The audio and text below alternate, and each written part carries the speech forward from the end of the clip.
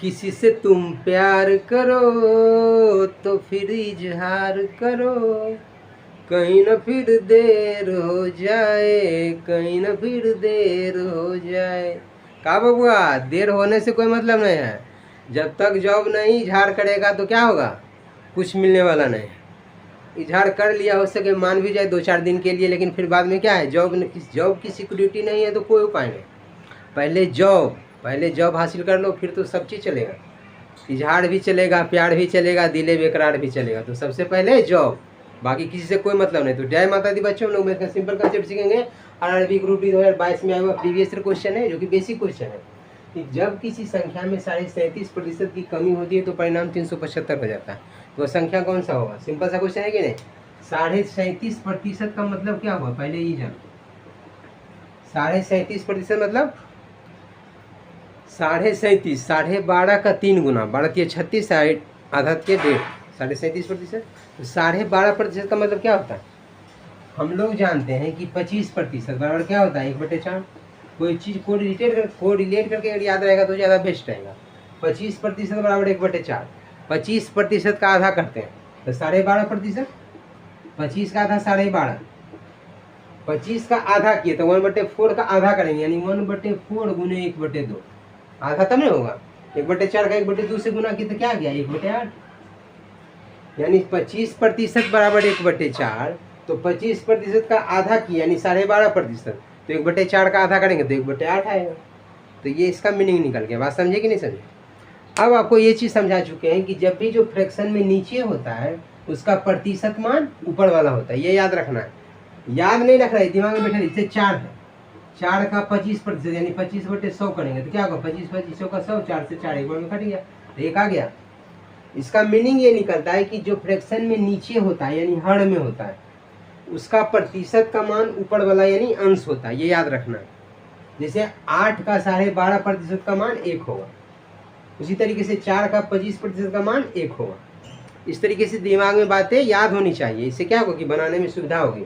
तो ये समझ गया। अब 37.5% का मतलब कितना, 12.5% का 3 गुना।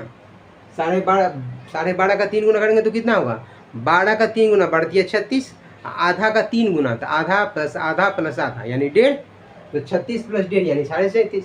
तो 12.5 का 3 गुना किए तो 1/8 का 3 गुना करेंगे, तो 1/8 में जब 3 से गुना करेंगे तो 3/8 हो जाएगा। तो 37.5% का मान क्या हो गया, 3/8। बात समझ गए?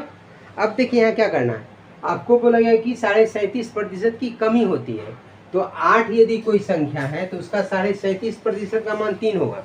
ये क्लियर है ना, कि नीचे वाले का प्रतिशत मान ऊपर वाला होता है। सो सिंपल सी बात, यानी 8 का 37.5% 3 है। सिंपल सा बात। अब इसका कमी हो रहा है, कमी होने का मतलब नीचे वाले ऊपर वाले को घटा देंगे यानी माइनस करेंगे। तो 8 में 3 गया कितना, 5।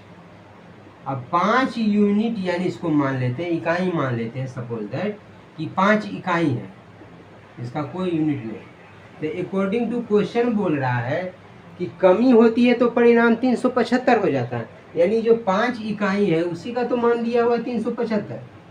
तो 1 इकाई का मान कितना था, 5 से 375 में भागा देंगे तो 5 से देंगे तो 5 7 35, 2 पर 5, 5 5 25, यानी 5 1 इकाई का मान 75 आ गया। तो आपसे पूछ रहा है संख्या क्या होगी, तो संख्या का मतलब 8 यूनिट, यानी 8 यूनिट मतलब संख्या बराबर हो गया 8 गुने 75।